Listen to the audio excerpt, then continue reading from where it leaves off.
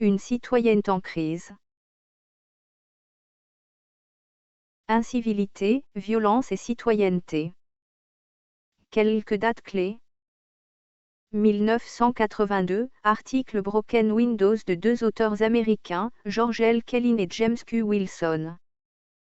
Ils développent une théorie des incivilities à partir de la vitre brisée. En 1993, un auteur français, Sébastien Rocher, publie Le sentiment d'insécurité et étudie les incivilités dans le cadre français. 24 à 25 octobre 1997, colloque de Villepinte où l'accent est notamment mis sur la nécessaire lutte contre les incivilités. 28 octobre 1997, mise en place par une circulaire des contrats locaux de sécurité, 637 au 30 novembre 2003, dont l'un des objectifs est de prévenir les incivilités. 1999, lancement de la police de proximité en tant qu'expérimentation dans certains départements. La police de proximité doit être généralisée en 2002 aux 468 circonscriptions de police urbaine. 29 août 2002, la loi d'orientation et de programmation pour la sécurité intérieure, LOPSI, fixe comme objectif une action plus cohérente et plus efficace des forces de sécurité intérieure. 18 mars 2003, la loi pour la sécurité intérieure, LPSI, maintient la police de proximité. Accroît les moyens techniques et juridiques des forces de police et crée de nouveaux délits et sanctions notamment liés à la mendicité ou au rassemblement dans les halls d'immeubles. Quelques pistes de réflexion. Les incivilités, une notion difficile à définir. L'apparition du terme incivility remonte au début des années 1970 aux États-Unis. Mais, c'est en 1982 que deux chercheurs, Kellin et Wilson, développent, à la suite du sociologue Irving Goffman, les implications de la notion. En se fondant sur la théorie dite de la vitre brisée. En 1993, un chercheur français, Sébastien Rocher, s'intéresse à cette notion au regard de la situation de la délinquance en France. Si la définition traditionnelle de civilité correspond à l'observation des convenances, des bonnes manières en usage dans un groupe social, la définition du terme incivilité lui-même n'est pas aisée. Sébastien Rocher les définit comme un ensemble de nuisances sociales extraordinairement variées qui ne blessent pas physiquement les personnes, mais bousculent les règles élémentaires de la vie sociale qui permettent la confiance. Les comportements qu'elle recouvre sont des crachats, graffitis sur les murs des villes, dégradation de biens publics, attroupement d'individus potentiellement menaçants. Bruit dans les immeubles d'habitation, insultes dans la vie quotidienne, manque de respect envers les personnes âgées. La difficulté principale est que cette notion sociologique englobe à la fois des comportements gênants, mais qui ne sont pas pénalement sanctionnés, et d'autres qui constituent de vraies infractions. Des débats ont lieu autour de cette notion. Certains considèrent que l'expression masque de réelles infractions et une partie de la délinquance. D'autres récusent cette formulation qui légitimerait l'établissement insidieux d'un appareil répressif public et privé. Les incivilités remettent en cause le bon fonctionnement de notre société. Les incivilités sont perçues comme un défi à l'ordre public. Le problème central ne réside pas dans les actes commis, mais dans leurs conséquences. En effet, plusieurs travaux sociologiques semblent souligner que la multiplication des incivilités, notamment dans un lieu géographiquement limité, un quartier, accroît le sentiment d'insécurité, mais aussi la délinquance, dès lors que les mécanismes informels de contrôle disparaissent. Le lien entre les citoyens s'estompe et une méfiance généralisée s'installe.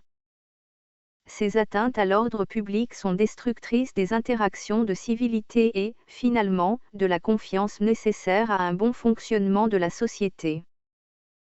Il faut cependant souligner la réelle difficulté à évaluer ce phénomène qui n'est pas sans lien avec l'imprécision de sa définition.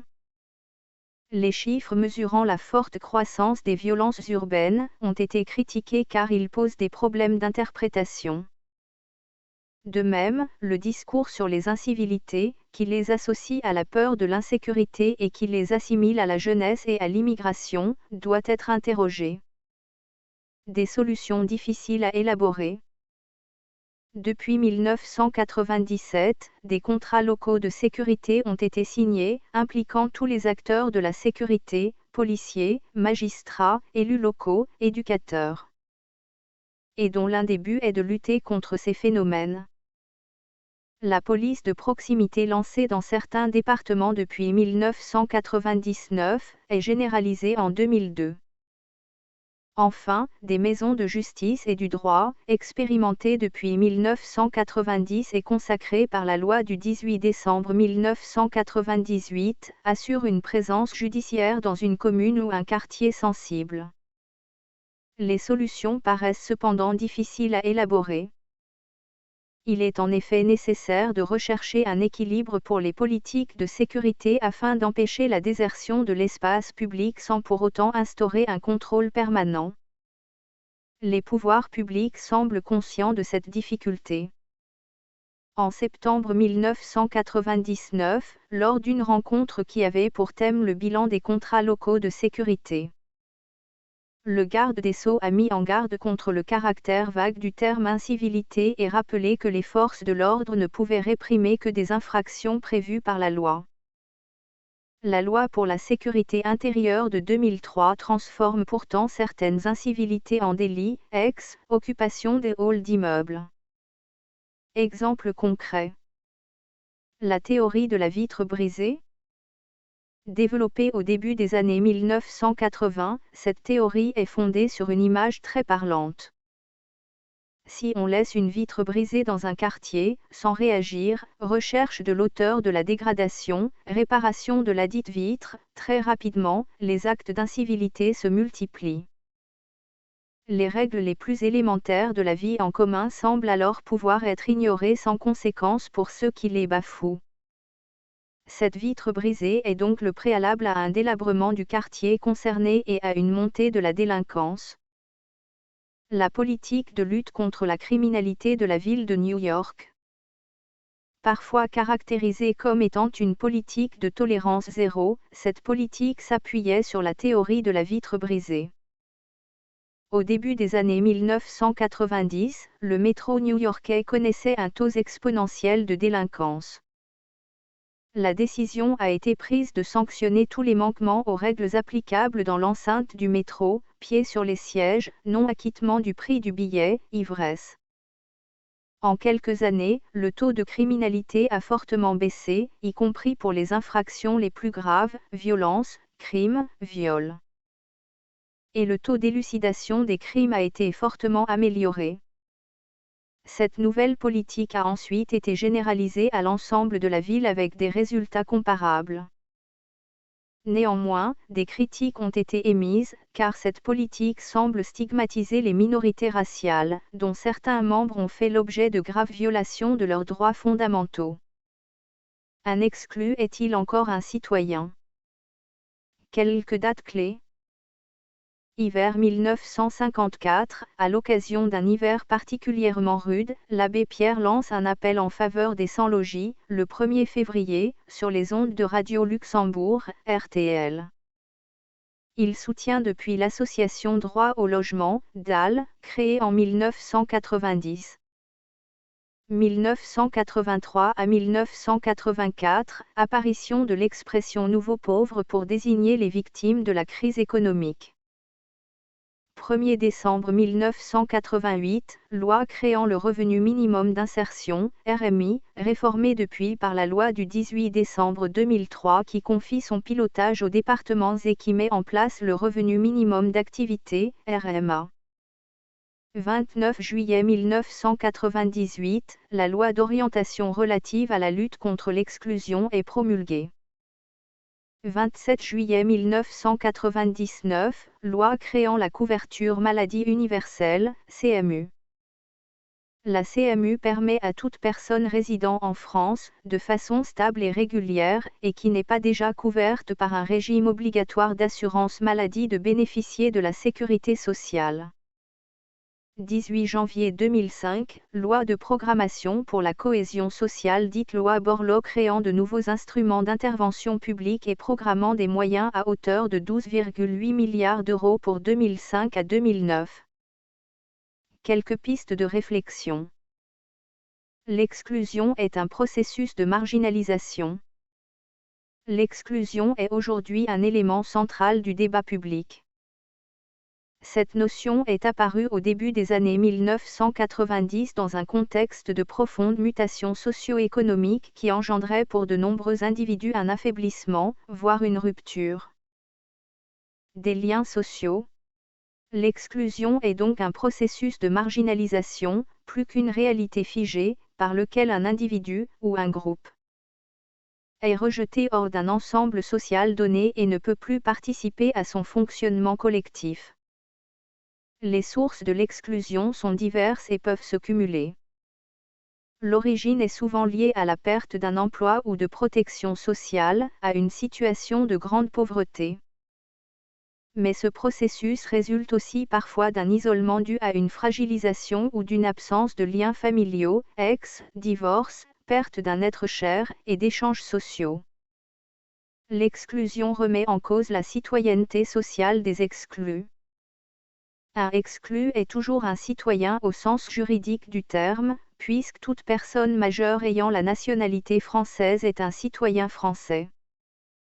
Mais, l'exercice de droits politiques comme le vote peut se révéler impossible lorsqu'on ne dispose pas d'un domicile fixe qui permet l'inscription sur les listes électorales. Plus encore, c'est la citoyenneté sociale, liée au développement de l'État-providence, qui est remise en cause par le développement de la pauvreté et des différentes formes d'exclusion. Les démocraties sont fondées sur l'égalité de tous les citoyens. Mais l'affirmation des principes républicains qui confèrent des droits semble en contradiction avec l'application concrète de ces droits.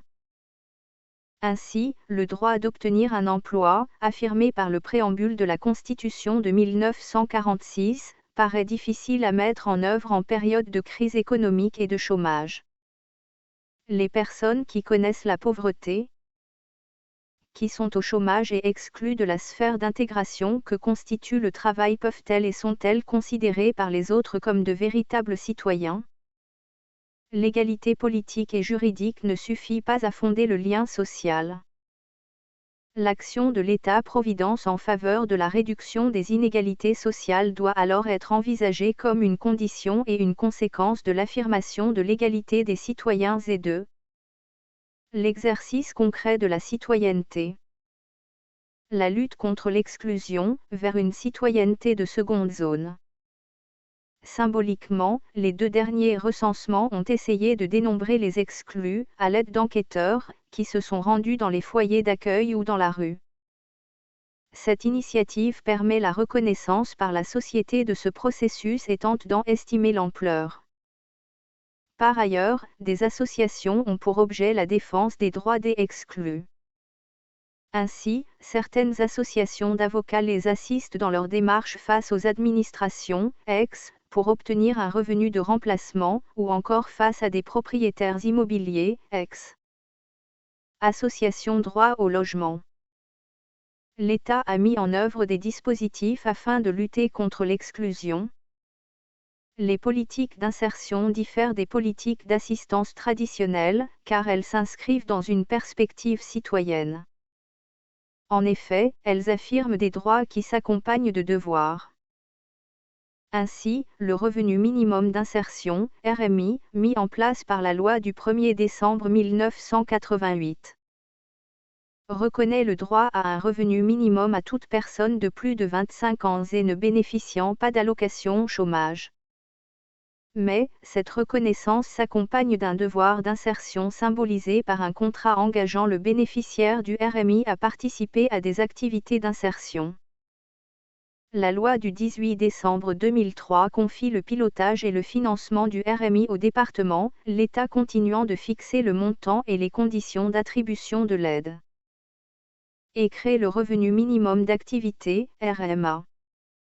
La loi du 29 juillet 1998 relative à la lutte contre les exclusions tente de mieux prendre en compte la dimension citoyenne de cette lutte. La couverture maladie universelle, effective depuis le 1er janvier 2000, permet aux plus démunis d'accéder gratuitement aux soins médicaux. Enfin, la loi Borloo de cohésion sociale du 18 janvier 2005 vient compléter et approfondir ces dispositifs. Elle constitue la traduction législative du plan de cohésion sociale présenté le 30 juin 2004 en Conseil des ministres et agit sur 3 domaines, l'emploi, le logement et l'égalité des chances. Les politiques d'insertion soulèvent néanmoins des interrogations concernant l'existence d'une citoyenneté de seconde zone, p. À Santefel, ces mesures n'ont pas enrayé la remise en cause de la citoyenneté effective en l'absence d'un retour à une pleine utilité sociale par le travail. Exemple concret.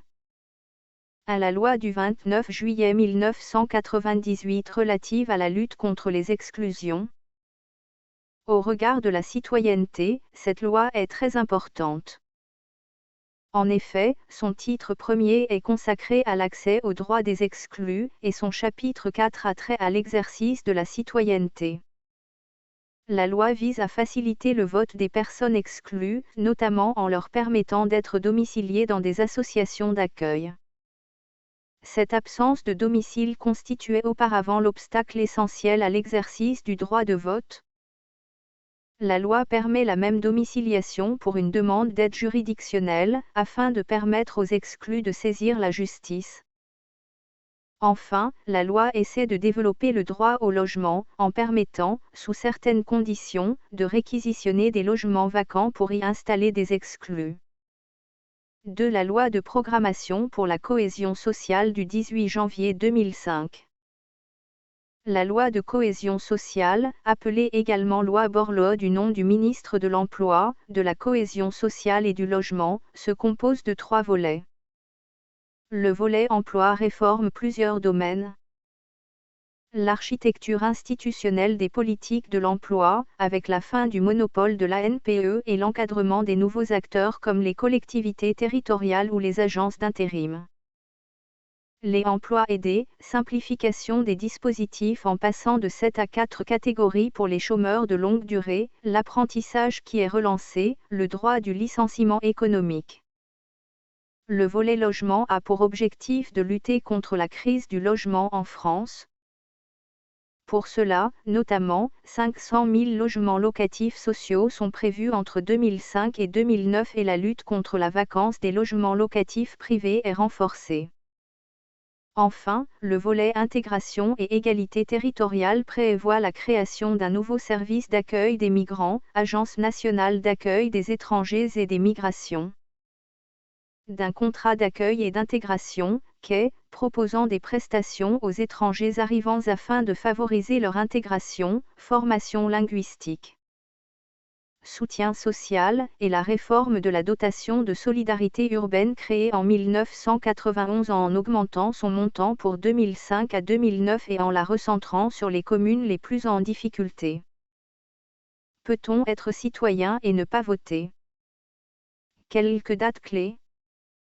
1893, la Belgique est le premier pays à adopter le vote obligatoire. 8 novembre 1988, à l'occasion du référendum sur la Nouvelle-Calédonie, un taux d'abstention de 63,11% est enregistré. 24 septembre 2000, le référendum sur la réduction du mandat présidentiel à 5 ans, quinquennat, est marqué par un taux d'abstention de 69,8%. Entre mars 2004 et mai 2005, les élections régionales des entre 21 et 28 mars 2004 et le référendum sur le projet de traité établissant une constitution pour l'Europe du 29 mai 2005 ont enregistré des taux d'abstention faibles. Respectivement, 37,8% et 34,32% pour les premiers et seconds tours des régionales et 30,63% pour le référendum. Quelques pistes de réflexion. Le vote des citoyens fonde la démocratie représentative. Selon l'article 3 de la Constitution, la souveraineté appartient au peuple qui l'exerce par ses représentants et par la voie du référendum. Le peuple exprime sa souveraineté en votant afin de choisir ses représentants ou de faire valoir son point de vue lors d'un référendum. C'est cette participation des citoyens qui font des légitimes la démocratie représentative.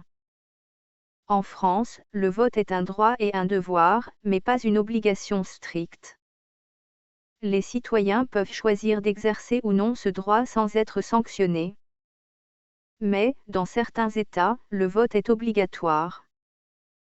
Ce système est lié à la théorie de l'électorat-fonction selon laquelle le droit de vote n'est pas seulement un droit, qu'il est possible ou non d'exercer, mais une véritable fonction que la nation confie aux citoyens.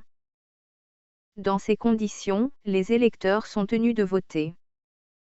Ce système existe notamment en Belgique, Australie, Luxembourg, Grèce, Turquie, Autriche pour 4 Länder, Vorarlberg, Tyrol, Carinthie, Styrie.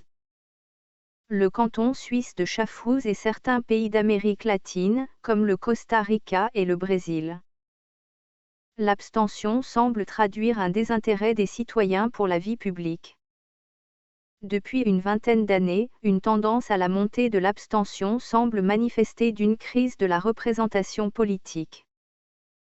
On entend par abstention la non-participation aux élections ou au référendum. Des taux importants ont été enregistrés lors de certains référendums, ex. En 1988, 63,11% des électeurs se sont abstenus lors du référendum sur la Nouvelle-Calédonie et 69,8% lors du référendum sur le quinquennat en 2000. Néanmoins, il semble difficile d'en tirer des enseignements sur le long terme, puisque depuis 2002, on assiste à une reprise de la participation au vote, notamment avec les élections régionales de 2004 et le référendum du 29 mai 2005. L'abstentionnisme peut revêtir des interprétations contradictoires.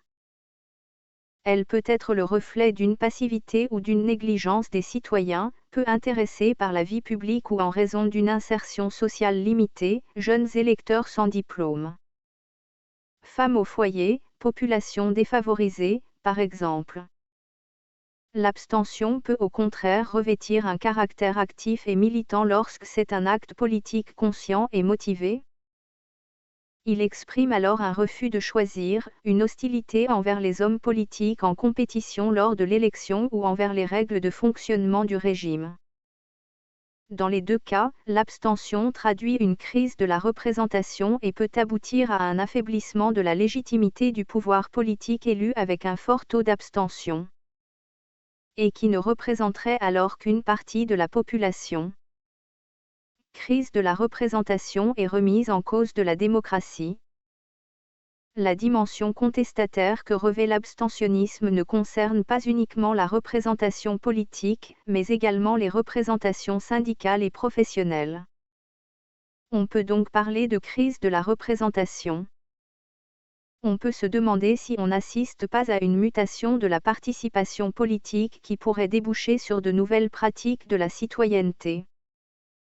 En effet, l'abstentionnisme lors de certains scrutins ne coïncide pas avec un déclin de l'expression des mécontentements des citoyens, grèves, manifestations. Par ailleurs, le développement des forums de discussion sur Internet ou des mobilisations transnationales anti-mondialisation, organisées également via le net, semble confirmer cette hypothèse et démentir celle d'une remise en cause de la démocratie, dont l'abstentionnisme serait un indicateur. Ainsi, la revendication par une partie de l'électorat de la comptabilisation des votes blancs dans les résultats des élections indique aussi cette volonté de faire changer les règles du jeu. Dans ce sens, l'obligation de vote n'apparaît pas comme une solution. L'obligation de vote existe déjà en France, les électeurs sénatoriaux, députés, conseillers régionaux, généraux, maires et délégués des communes, étant tenus de participer aux opérations électorales. Faute de quoi ils sont condamnés à une amende de 100 €, en application de l'article L. 318 du Code électoral. Exemple concret. Le vote obligatoire. Un certain nombre de pays ont adopté l'obligation de participer au vote. L'exemple de la Belgique est intéressant. Ainsi, un électeur belge qui ne participe pas au vote commet une infraction. Les sanctions sont variées, une réprimande officielle doublée d'une amende, 25 à 50 € la première fois et 125 € en cas de récidive. Auxquelles s'ajoutent des mesures administratives en cas de récidive s'apparentant à des sanctions, mention du nom de la personne sur un tableau d'affichage.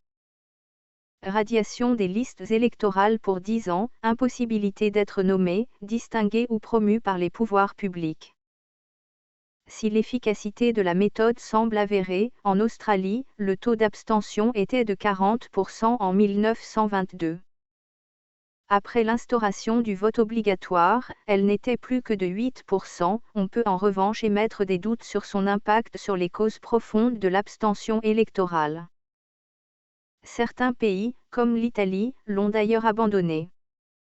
L'intégration républicaine fonctionne-t-elle encore face à la diversité culturelle? Quelques dates clés. 1881 à 1882, les lois dites Jules Ferry instituent l'école publique, laïque, obligatoire et gratuite pour tous les enfants entre 6 et 13 ans. 1989, à Creil, affaire dite du voile islamique. Des jeunes filles viennent voiler au collège et sont exclues en application du règlement intérieur, implicitement fondé sur le principe de laïcité. 27 novembre 1989 et 2 novembre 1992, avis du Conseil d'État privilégiant une solution au cas par cas dans les affaires dites du voile islamique. 16 mars 1998, la loi sur la nationalité rétablit l'automaticité de l'acquisition de la nationalité à 18 ans pour les enfants nés en France de parents étrangers. Si à cette date l'enfant réside en France et s'il a eu sa résidence habituelle en France pendant une période continue ou non d'au moins 5 ans depuis l'âge de 11 ans. 26 novembre 2003, la loi sur la maîtrise de l'immigration. Au séjour des étrangers en France et à la nationalité met en place un entretien individuel que les candidats à la naturalisation devront passer afin de justifier de leur connaissance des droits et des devoirs des citoyens français et d'une connaissance suffisante de la langue française. 15 mars 2004, la loi sur les signes et tenues à caractère religieux dans les établissements scolaires interdit le port de tels signes et tenues dans les écoles, collèges et lycées. Quelques pistes de réflexion. Les mécanismes traditionnels de l'intégration républicaine. Le premier élément permettant l'intégration des non-nationaux à la République est l'école laïque. Les lois Ferry des années 1880 ont institué une école laïque, obligatoire et gratuite pour tous les enfants résidant sur le sol français âgés de 6 à 13 ans. L'école, au-delà des savoirs essentiels qu'elle doit transmettre à tout enfant, lire, écrire, compter, était aussi chargée d'inculquer les valeurs de la République, liberté, égalité, fraternité et une morale laïque, confère. La lettre aux instituteurs de Jules Ferry, novembre 1883. Cette conception volontariste du rôle de l'enseignement primaire devait favoriser l'enracinement des jeunes institutions républicaines. Un autre élément fort de l'intégration républicaine est la maîtrise d'une langue partagée, le français. Les langues régionales, les patois locaux ont été interdits dans l'enceinte des écoles, afin d'assurer la maîtrise effective du français par tous les enfants. Derrière l'élément répressif envers les cultures locales, l'acquisition du français était aussi perçue par les élèves comme une condition d'élévation sociale. Enfin, le droit de la nationalité est venu, traditionnellement, renforcer ces éléments d'intégration républicaine. La France a fait le choix de mêler droit du sang, les enfants de parents français sont français, et droit du sol, les enfants nés en France sont français. De manière à pouvoir intégrer les immigrés arrivés en France dans le but d'y trouver un emploi. Ce choix de longue date d'intégrer l'immigration de travail trouve sa raison d'être dans le faible taux de natalité des nationaux dès cette époque. Une remise en cause de ces mécanismes. L'école a été critiquée, au vu du constat d'une certaine inefficacité dans son rôle d'intégration. L'échec scolaire est ainsi plus important dans les quartiers comportant un fort taux d'enfants d'origine étrangère que dans des zones plus favorisées. La création de structures spécialisées, zones d'éducation prioritaire en 1981, n'a pas permis d'effacer cette différence. Le primat de la langue française a lui aussi souffert ces dernières années, avec le retour des revendications liées à la pratique des langues régionales, confère exemple concret. Enfin, le consensus sur le droit de la nationalité a été l'objet de débats de la fin des années 1980 à 1993. Où le caractère automatique de l'acquisition de la nationalité pour les enfants nés en France de parents étrangers a été remplacé par l'obligation, à la majorité, d'exprimer la volonté d'acquérir la nationalité française. La loi de 1998 a remis en cause ce dispositif et rétabli l'automaticité, si l'enfant réside en France à cette époque et justifie d'une période de résidence de 5 ans depuis l'âge de 11 ans. De plus, à partir de 16 ans, il peut dans les mêmes conditions de résidence, réclamer la nationalité française par déclaration. En revanche, la loi du 26 novembre 2003 a mis en place un entretien individuel destiné à évaluer la connaissance de la langue française et des droits et devoirs des citoyens français des candidats à la naturalisation et ainsi de justifier de leur assimilation à la communauté française. Cette remise en cause ne doit cependant pas être exagérée. La remise en cause de l'intégration républicaine en raison de la diversité culturelle est donc réelle. Néanmoins, il ne faut pas l'exagérer. Ainsi, il est souvent affirmé que les populations immigrées sont aujourd'hui plus difficiles à intégrer parce que leur culture est différente, liée en particulier à la pratique de l'islam. Mais, il s'agit largement d'une reconstruction, quelque peu idyllique, du passé. Dans la première partie du XXe siècle, les manifestations xénophobes étaient nombreuses contre les couches non assimilables qu'étaient alors les Italiens, accusés d'être des voleurs. Les Espagnols, suspectés à la fin des années 1930 d'être de dangereux révolutionnaires, ou les Polonais, dont on jugeait étrange, voire nocive, leur pratique intense de la religion catholique. Le débat est désormais ouvert entre les tenants d'une intégration républicaine classique, qui vaudrait pour tous les temps et toutes les populations, et les partisans d'une évolution faisant une plus grande place à la diversité culturelle. Cette dernière question se confronte de plus en plus avec le problème de la montée des communautarismes. Exemple concret. La question de la langue française.